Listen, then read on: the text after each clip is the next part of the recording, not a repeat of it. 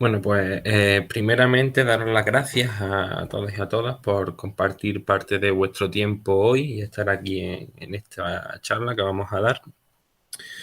Queríamos darla primero en México, más adelante volveremos a repetir el evento para más público en general, pero bueno, queríamos aprovechar, como decía Sebas, que en breve vamos a estar viajando la semana que viene a Guanajuato y entonces queríamos dar en primicia, ¿no?, esta charla, primero a los antropólogos de México y luego compartirla con el resto de antropólogos de Europa y del mundo. Bueno, les voy a hablar hoy aquí de la aplicación de la técnica de superposición craneofacial y del software Skeleton ID en un escenario real en el que hemos estado colaborando. Bueno, yo lo inicié este estudio durante mi tesis doctoral, pero posteriormente lo hemos seguido ampliando con más gente que ha participado en él para intentar demostrar la fiabilidad de la técnica en escenarios complejos como son las fosas comunes y un escenario concretamente como este con más de 100 años de antigüedad. Bien, bueno, creo que todos los que estamos aquí hoy sabemos que el número de personas desaparecidas a nivel global pues es tristemente muy elevado, ¿no?, debido a diferentes motivos como los desastres migratorios, las desapariciones forzosas o los casos históricos como es el caso de España, por ejemplo, donde tenemos a muchísimas personas sin identificar todavía de la dictadura. En muchos de estos escenarios, el problema es que muchas de las veces no podemos aplicar los métodos de identificación en primarios, como son el ADN, las huellas dactilares o los odontogramas, porque no tenemos una muestra ante-mortem contra la que poder comparar, ¿no?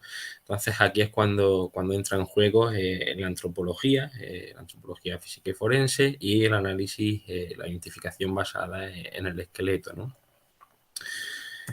Como todos ustedes saben, dentro de las técnicas de antropología podemos distinguir los métodos reconstructivos con los que vamos a establecer o a estimar un perfil biológico de esos restos, estimar la edad, la ascendencia, la estatura, el sexo de esa persona. Y luego tenemos los métodos comparativos, en los que vamos a comparar los datos ante-mortem con los datos post-mortem para tratar de identificar a esa persona, de llegar a una conclusión sobre la pertenencia de los restos de un individuo de identidad desconocida a un individuo de identidad conocida. Entre estos métodos comparativos tenemos la superposición craneofacial, que es una técnica de imágenes consistente en comparar la imagen o más actualmente el modelo 3D de un cráneo desconocido contra la fotografía ante-mortem de una persona de identidad conocida. Lo que vamos a hacer es superponer el cráneo sobre la fotografía tratando de determinar mediante el análisis anatómico y morfológico de las correspondencias, tratar de determinar si ese cráneo pertenece o no a esa persona. Y siempre lo vamos a intentar hacer con un grado de seguridad o de confianza razonable. Bien, la técnica la verdad es que a lo largo de los años ha ido avanzando mucho, de hecho ha ido avanzando conforme lo ha hecho la tecnología. Mencionar que la primera vez que se aplicó esta técnica fue en los años 30 y en este caso era la superposición fotográfica en la que se utilizaban los negativos de las fotografías y estos se superponían para tratar de llegar a una conclusión. Luego en los años 70, cuando aparecieron los sistemas, las cámaras de vídeo, los sistemas, los mezcladores de vídeo y toda esta tecnología, pues la técnica la verdad es que dio una evolución o un paso bastante grande y empezó a utilizarse este tipo de sistemas. Era menos complejo, digamos, que el anterior porque podíamos manipular el cráneo, estábamos viéndolo mientras en la pantalla del televisor, mientras movíamos la cámara para intentar replicar la pose del sujeto de la foto con el cráneo. Y recientemente ya con la aparición de los ordenadores, ¿no?, y la tecnología de procesado de imágenes, los escáneres 3D, la verdad es que la técnica ha pegado otro paso en esa evolución, ha subido otro peldaño en esa evolución y ahora lo que se utiliza es la superposición asistida por ordenador, en la que el ordenador pues, va a jugar un papel importante a la hora de hacer la superposición. Como entendemos nosotros hoy en día el enfoque de esta técnica o la superposición asistida por ordenador y desde el punto de vista de la visión por computador o la visión artificial, Una fotografía no sería más que una proyección en 2 dimensiones de una escena real, ¿no? Cogemos al sujeto, le tomamos una fotografía y se hace una proyección en 2 dimensiones. El problema viene de que esa fotografía ha sido tomada con una cámara de la que muchas veces nosotros desconocemos el modelo de cámara, es decir, desconocemos los parámetros en la distancia focal o la distancia cámara-sujeto a la que se ha tomado esa fotografía. ¿Cómo tratamos de solventar esto? Mediante la adquisición de un modelo 3D del cráneo, bien sea mediante un escáner de luz estructurada o bien sea mediante un sistema de fotogrametría. Lo que hacemos es escanear el cráneo en 3D y con el ordenador podemos realizar operaciones de traslación, rotación y escalado del cráneo para proyectarlo sobre la fotografía. Lo que estamos tratando de hacer con estas operaciones es replicar la pose exacta del sujeto en la fotografía, es decir, tratar de replicar las condiciones en las que se tomó esa fotografía, los parámetros de la cámara desconocida, ¿no? Este problema, como decía, en el campo de la visión artificial se conoce como registrado de imágenes 3D, 2D. Y este es el sistema o la metodología que nosotros aplicamos en la actualidad. Bien, lo hacemos por etapas, distinguimos 3 etapas diferentes a la hora de aplicar este método. Una primera etapa en la que adquirimos ese modelo 3D del cráneo, adquirimos las fotografías ante-mortem y las procesamos. Procesarlas quiere decir ubicar y colocar tanto en el cráneo como en la fotografía los puntos craniométricos y los puntos cefalométricos que vamos a emplear para hacer esa superposición o ese solapamiento del cráneo con la cara. En una segunda etapa sería ese proceso de superposición en sí, en el que tratamos de replicar, utilizando el modelo 3D del cráneo, la pose del sujeto en la fotografía. Este muchas veces es un proceso iterativo de ensayo y error porque tenemos que estar probando, rotando, escalando el cráneo hasta que conseguimos ajustarlo exactamente a la posición de la fotografía. Y por último, tendríamos el proceso de la toma de decisiones, donde lo que hacemos es evaluar esas correspondencias anatómicas y morfológicas para tratar de identificar a esa persona.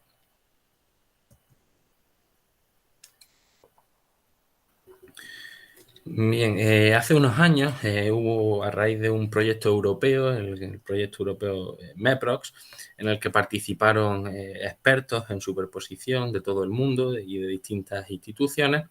Lo que se trató de hacer con este proyecto fue un estándar para la técnica, tratar de hacer un estándar de cómo aplicar esta técnica, recogiendo, recopilando la información y las prácticas de todos estos expertos que participaron en el proyecto. Y lo que se consiguió elaborar fue un documento de buenas prácticas, otro de malas prácticas, cuáles eran las fuentes de error e incertidumbre a la hora de aplicar la técnica, unificar los estándares en la definición de puntos antropométricos y cranométricos y cefalométricos para aplicar, los criterios morfológicos y las escalas para la toma de decisión. También se definieron cuáles iban a ser los requisitos deseables y mínimos para que un software específico para que pudiera aplicarse la superposición. Sin embargo, aunque se trató de establecer un estándar, a día de hoy, como dice Cal Stefan, uno de los expertos en esta técnica, es que no es posible hacer declaraciones firmes sobre la fiabilidad general de estos métodos de superposición, porque hasta ahora se han hecho muy pocos estudios sobre la fiabilidad de la técnica y, perdón, y sobre todo estos estudios no han sido replicados posteriormente.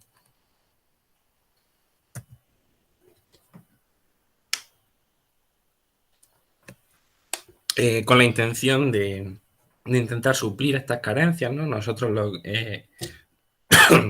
hicimos un estudio para tratar de estudiar la fiabilidad de la técnica y a la vez validar el software Skeleton ID para superposición. Este estudio surge a raíz de una colaboración, una oportunidad que nos da el doctor Rimantas Haskauskas de la Universidad de Vilna, en Lituania, donde ellos en el año 2017 pues, descubren una serie de restos humanos en 14 fosas de inhumación en el castillo de Vilna, de la capital, y sospechaban que probablemente estos restos pertenecerían a los líderes rebeldes que habían sido ejecutados durante la rebelión polaco-lituana contra el Imperio ruso en 1863-64. Este evento pues, se conocía como el levantamiento de enero. Este conflicto pues, se inició principalmente porque el Imperio ruso quería reclutar a los jóvenes polacos y lituanos para el servicio militar y, claro, un servicio militar de 20 años obligatorio. Entonces, pues lógicamente esta gente no estuvo de acuerdo y se inició una rebelión.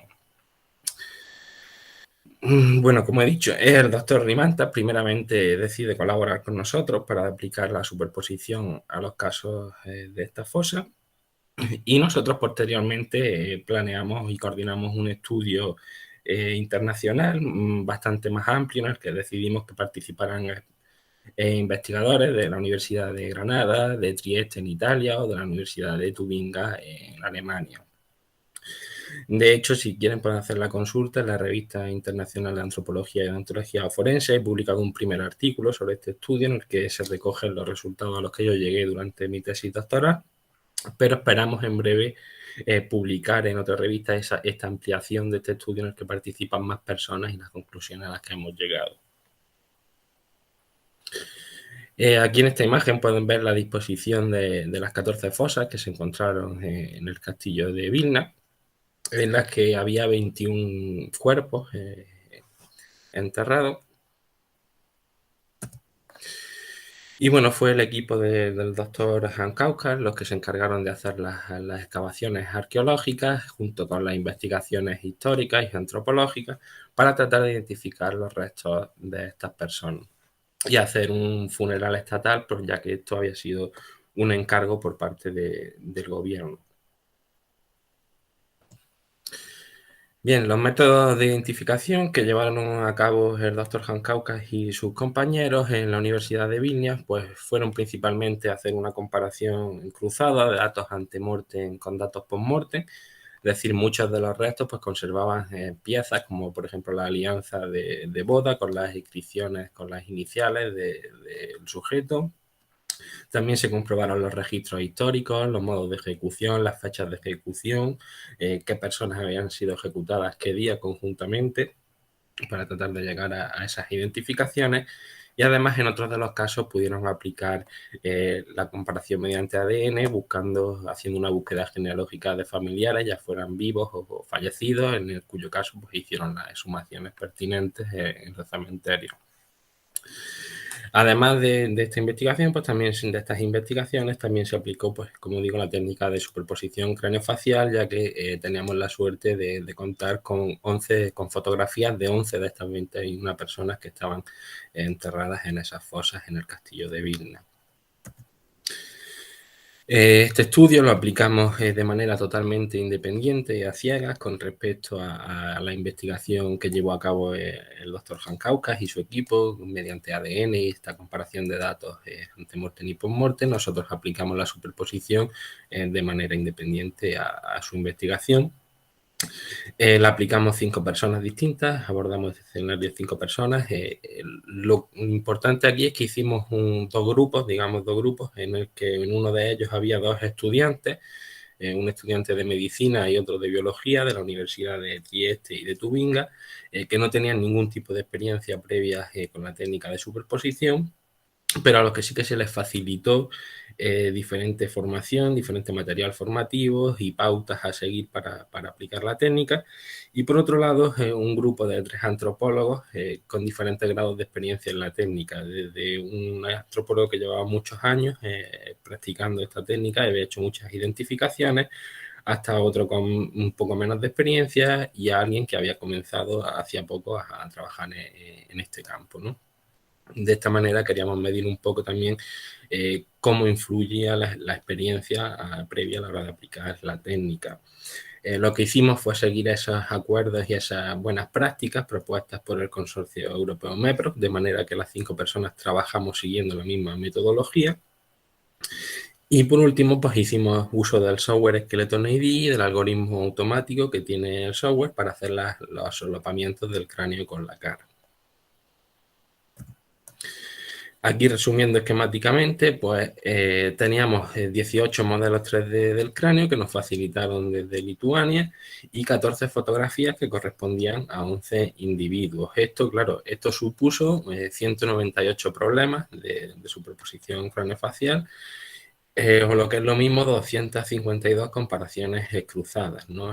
Los 18 modelos 3D del cráneo por las 14 fotografías. Se siguieron los estándares de MEPROS y se utilizó el software Skeleton ID para hacer las comparaciones. Aquí pueden ver un ejemplo del modelo 3D del cráneo que nos facilitaron. Estos modelos pues estuvieron con un escáner de luz estructurada de la marca Creaform y las 14 fotografías fueron recopiladas principalmente de archivos históricos y escaneadas con un escáner, que fue lo que luego nos facilitaron a nosotros. Seleccionamos para aplicar un conjunto de 17 parejas de puntos craniométricos y cefalométricos que se marcaron tanto en los modelos 3D del cráneo como en la fotografía. Aquí pueden ver el ejemplo de las herramientas que se utilizaron en Skeleton ID para procesar la imagen y procesar el modelo 3D del cráneo. En el laboratorio virtual de Skeleton ID tenemos las herramientas para marcar los puntos cefalométricos en la fotografía, mientras que en la escena 3D del laboratorio podemos establecer el plano de Frankfurt con el cráneo, marcar todos los puntos y ordenar o ajustar la dirección del tejido blando en cada uno de esos puntos. Luego, una vez que teníamos las imágenes y los modelos 3D procesados con los puntos puestos, comenzamos a hacer las superposiciones que, como ya les digo, primeramente se estudiaron de manera automática, aplicando el algoritmo automático que pueden ver aquí en la pantalla de ejemplo. Y en aquellos de los casos en los que el antropólogo o la persona que estaba haciendo el estudio consideraba que la superposición no se había logrado exactamente, pues se hacía un refinamiento manual para tratar de mejorar un poco ese ajuste de cara a replicar la pose del sujeto en la fotografía. Una vez que estuvimos las superposiciones, lo que hicimos fue analizarlas, analizar esas 252 superposiciones acorde a diferentes grupos de criterios anatómicos y morfológicos para determinar la correspondencia. Estudiamos 3 grupos distintos de criterios. Por un lado, estudiamos la concordancia entre contornos de diferentes estructuras anatómicas en el cráneo y en la cara. En un segundo grupo lo que estudiamos fue la posición relativa de las diferentes regiones craneofaciales y por último estudiamos la consistencia del grosor de tejido blando para cada pareja de puntos homólogos acorde al estudio estadístico que habíamos utilizado. ¿Cómo hicimos ese estudio de esos criterios morfológicos? Bien, utilizando las herramientas para regular la opacidad o herramientas de barrido para desplazar parte del cráneo y o herramientas de conos para estudiar ese grosor de tejido blando. Cambiando la transparencia podíamos estudiar cuál era la relación entre las diferentes estructuras anatómicas. El grosor de tejido blando se estudió con esta herramienta que pueden ver aquí, estos conos que se ven en la pantalla, que lo que representan es la dispersión o el rango de tejido blando esperado para cada uno de los puntos. Es decir, este cono lo que muestra son los datos estadísticos que se introducen en el software. En este caso nosotros utilizamos los datos para población mundial adulta de un paper de Cal Stefan del año 2014. Y lo que esperamos ver en los conos es la región verde, lo que representa es el valor medio de tejido para el punto y las franjas amarillas lo que representan es ese valor medio más o menos 3 veces la desviación estándar. Entonces lo que tratamos de ver aquí es si el punto cefalométrico encaja en ese rango esperado de tejido blando.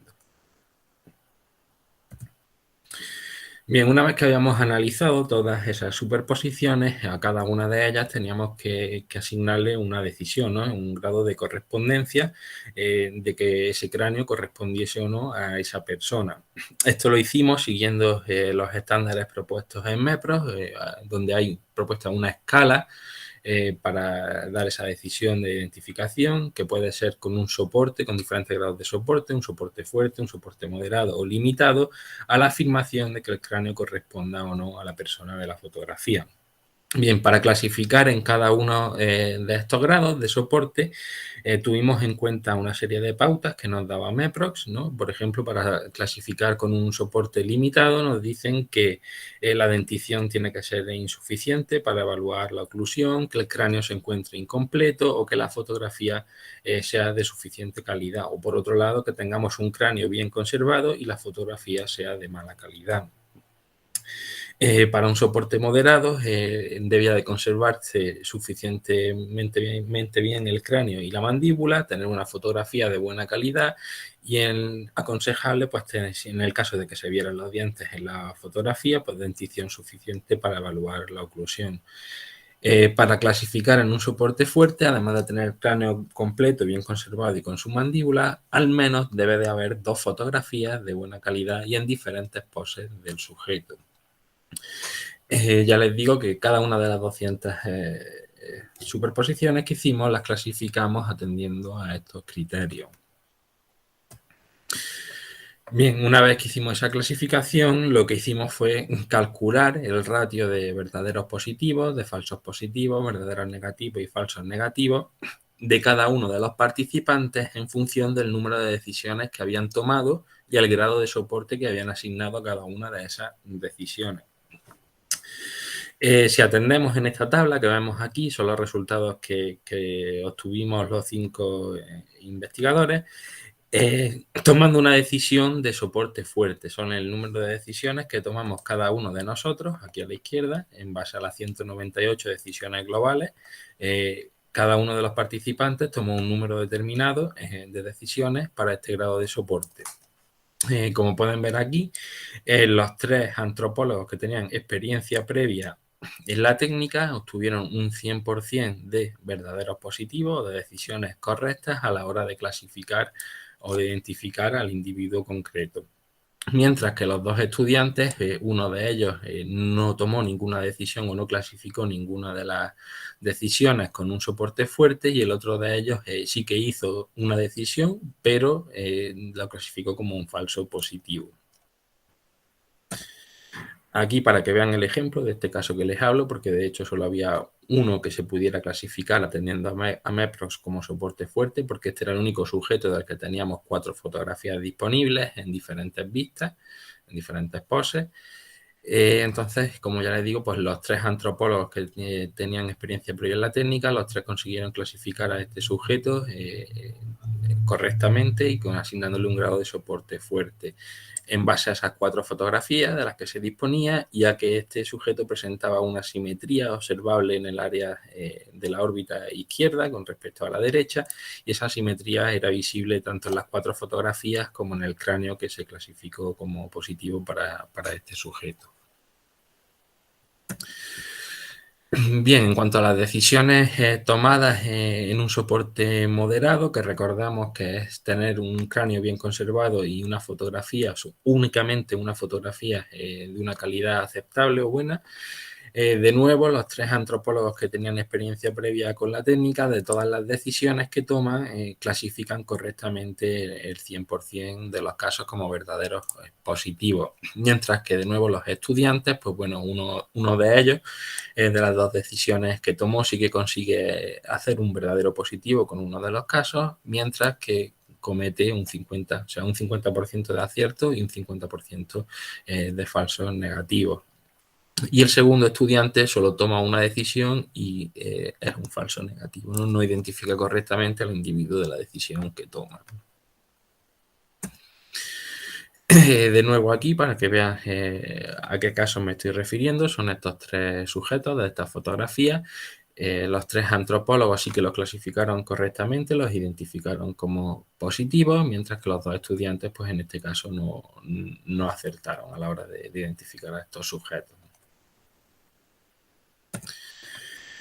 Y por último, las decisiones que se tomaron en un grado de soporte limitado, aquí ya sí que empezamos a ver errores de todo el mundo, ya no solo de los estudiantes que no tenían experiencia previa en la técnica, sino que también empezamos a ver errores con los 3 antropólogos que sí la tenían. ¿Por qué es este caso? Porque como ahora veremos, las imágenes, cuando trabajamos con un soporte limitado, las imágenes son de mala calidad, ¿no? Entonces ya aquí somos más propensos a cometer errores que si trabajamos con imágenes de buena calidad. En este caso, pues uno de los antropólogos sí que consigue hacer un 100% de verdaderos positivos en las decisiones que toma, mientras que otro de ellos hace un 60% de verdaderos positivos.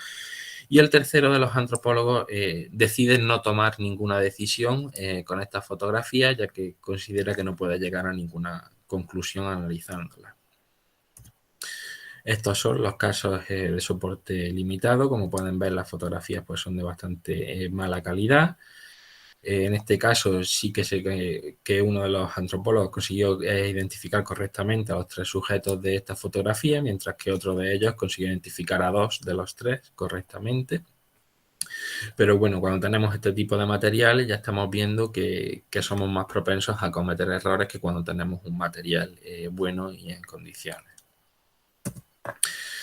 Por otro lado, también contar algunas anécdotas. Estos 2 sujetos son 2 fotografías también de muy mala calidad que nos facilitaron, pero no nos facilitaron el cráneo correspondiente a estos 2 sujetos, ¿no? Entonces era un escenario abierto y únicamente uno de los 5 participantes, el antropólogo con más experiencia en esta técnica, fue capaz de descartar correctamente a estos 2 sujetos y que de ser capaz de identificar que ninguno de los cráneos correspondientes se encontraban en la muestra de estudio, mientras que el resto de participantes sí que cometieron errores al tratar de clasificar estos casos, cometieron errores de falsos positivos o directamente no tomaron ninguna decisión a la hora de hacer las identificaciones. Bueno, estos 2 sujetos tampoco se encontraban entre la muestra de estudio, también fotografías de mala calidad con las que no se pudo trabajar bien. Tras analizar todos estos datos que les he enseñado aquí en las tablas, la principal conclusión a la que llegamos después de hacer este estudio es que tanto la calidad del material que empleamos, es decir, la calidad del cráneo que utilizamos, la calidad de las fotografías que utilizamos, como la experiencia previa del analista, pues juegan un papel fundamental a la hora de llegar a conclusiones aplicando la técnica de superposición craneofacial. También hay que decir que este ha sido un escenario bastante complejo el que hemos abordado aquí, porque estamos hablando de casos históricos de más de 150 años de antigüedad, ¿no? Hemos tenido varias desventajas que han influido a la hora de tomar decisiones. Por un lado, pues no hemos tenido en ningún momento acceso a los cráneos originales, sino a los modelos 3D que nos facilitaron desde la Universidad de Vilna. Tampoco los dientes eran visibles en las fotografías, por lo que no pudimos hacer una comparación o una superposición dental. Como han visto también, pues varias de las fotografías eran de muy malas o incluso de inaceptable calidad para hacer superposición, ya que estaban tan pixeladas y que no era posible ver estructuras anatómicas o rasgos morfológicos en esas imágenes. Y además, pues solo teníamos una fotografía para 10 de esas 11 personas. Pero bueno, hay que decir que pese a esto, pues bueno, los resultados son bastante positivos, en el sentido de que, bueno, hay que pensar en un uso cauteloso de la técnica, siempre y cuando la calidad y la cantidad de los materiales que estamos utilizando no sea la adecuada, es decir, el máximo grado de confianza o de soporte que vamos a poder dar en estos casos es un soporte limitado. Pero por el contrario, cuando tenemos casos o fotografías de una buena calidad, tenemos varias fotografías del sujeto, estas fotografías son en diferentes poses y además, como ocurría con este sujeto que les enseñaba de las 4 fotografías que tenía una simetría muy marcada en la cara, si esas fotografías tienen rasgos morfológicos únicos, pues esta técnica sí que va a ser bastante fiable, ¿no? A la hora de aplicarla en estas circunstancias concretas. Como ya les digo, hemos usado fotografías de más de 150 años de antigüedad, muchas de ellas eran de mala calidad y solo teníamos una fotografía para 10 de los 11 individuos, pero esto hoy en día pues sería fácilmente solventable a la hora de abordar casos actuales, ¿no? Ya que todo el mundo tenemos smartphones, todo el mundo sacamos fotografías constantemente, por lo que debería ser más sencillo tener fotografías digitales, incluso que conserven los metadatos de la imagen para poder replicar los parámetros de obtención de la fotografía concretamente, así como obtener imágenes de buena calidad y en diferentes poses del sujeto, ¿no? Podemos acudir a Facebook, a Instagram y tener montones de fotografías de la persona. Por otro lado, el otro aspecto importante que comentaba antes es la experiencia y la formación en anatomía craneofacial a la hora de aplicar esta técnica, ¿no? Sin duda es una técnica compleja, ¿no? Que requiere tener un conocimiento amplio sobre la anatomía craneofacial, además pues comprender aspectos físicos de la obtención de fotografías y tener experiencia previa en la resolución de casos de identidad conocida. El problema o la mayor dificultad que hemos visto en este estudio y la mayor diferencia entre esos dos estudiantes que no tenían experiencia previa y los 3 antropólogos que sí la tenían, pues se ha encontrado a la hora de hacer esa evaluación morfológica una vez que se obtiene la superposición, es decir, no ha habido diferencias a la hora de aplicar el proceso, de marcar los puntos, obtener las superposiciones correctamente, no ha habido ahí un grado de dispersión muy alto entre las 5 personas, sino que el problema parece estar cuando una vez que tienen la superposición ya realizada es saber identificar esos criterios morfológicos, saber correlacionar esos criterios morfológicos para llegar a una toma de decisiones, ¿no? Esta es la parte, también es la parte más subjetiva del proceso, ¿no? Y la que más conocimiento y experiencia previa requiere. Por eso siempre lo que recomendamos tras hacer este estudio es que antes de empezar a resolver casos forenses, si no se ha tenido antes contacto con esta técnica, no hay experiencia previa, pues antes de entrar de lleno a resolver casos forenses es muy recomendable empezar a practicar en bases de datos con sujetos ya de identidad conocida, empezar a resolver casos, a mirar casos, de manera que vayamos adquiriendo esa experiencia para posteriormente dar el salto a aplicarla en casos forenses.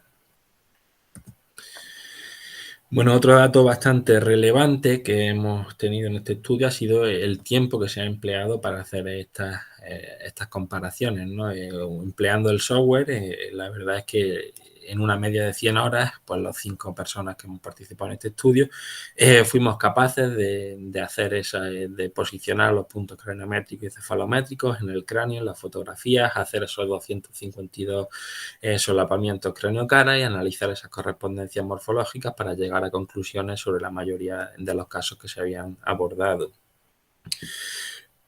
Por este motivo, pues es indiscutible que el potencial que tienen las herramientas y los algoritmos basados en inteligencia artificial, pues reside en la capacidad de ejecutar tareas que para el experto son tediosas. Ese proceso que decía antes de ensayo y error, de intentar replicar manualmente la pose del sujeto en la fotografía con el cráneo, que antes podía llevar horas o incluso hasta días en el caso de los sistemas más antiguos de fotogrametría, pues ahora la inteligencia artificial es capaz de hacer eso en cuestión de segundos y ahorrarnos bastante tiempo y bastante trabajo en ese tipo de procesos, ¿no? Bueno, como futuro ya dentro de lo que es el software o lo que va a ser la técnica de superposición, lo que es nuestra idea de llegar a conseguir finalmente, algo que ya tenemos desarrollado y que vamos a implementar dentro de poco es la detección automática de los puntos craniométricos y cefalométricos, tanto en los modelos 3D del cráneo como de las imágenes. Esto la verdad es que ahorra bastante tiempo porque ya el algoritmo directamente localiza y estima los puntos y el experto lo único que tiene que hacer es comprobar o chequear que esos puntos estén correctamente localizados y en el caso de no estarlo, pues refinar la posición, pero aún así supone un ahorro de tiempo considerable a la hora de procesar los datos. Además, también se está trabajando en algoritmos que estimen automáticamente la pose del sujeto en la fotografía y la distancia de la distancia cámara-sujeto. Estos datos pues, van a mejorar la interpretabilidad y la defensa jurídica de los resultados y, por supuesto, van a mejorar la precisión de ese algoritmo automático de solapamiento del cráneo con la cara. También se está trabajando en la incorporación de información a priori, es decir, de incorporar los datos de la focal, de la estimación de la distancia cámara-sujeto, del modelado de la dispersión, el marcado del asma, la estimación del grosor de tejido blando, de incorporar todo esto dentro del algoritmo automático para que tenga en cuenta todos estos datos también. También trabajamos con el posicionamiento automático de la mandíbula. Tenemos un algoritmo para colocar la mandíbula con el cráneo. Y otra de las cosas que están actualmente muy de moda, ¿no? o con las que se trabaja mucho es el concepto de la razón de verosimilitud, ¿no? Es algo para medir y comunicar el valor de una evidencia, ¿no? ¿Qué ventajas tiene la razón de verosimilitud? Que conceptualmente nos permite cuantificar perfectamente el valor de una evidencia. El uso de la razón está respaldado por el European Network of Forensic Science Institutes, por el ENSI, y en la práctica es más fácil de calcular con respecto a otras medidas de probabilidad.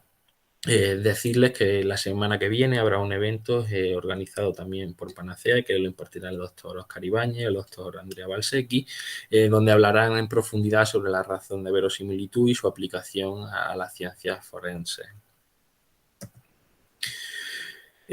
Lo que queremos al final, como explicaba, es tener un sistema que sea completamente automático de superposición craneofacial, donde cuando aparecen unos restos, nosotros escaneamos el modelo 3D del cráneo. Ese modelo 3D se compara con una o varias fotografías dentro de nuestra base de datos, las superposiciones se hacen de manera automática y la inteligencia artificial nos crea una clasificación de posibles candidatos proporcionándonos una puntuación de correspondencia, ¿no? Al final lo que buscamos es poder hacer comparaciones múltiples dentro de una base de datos y ese es el objetivo de Skeleton ID y de Panacea.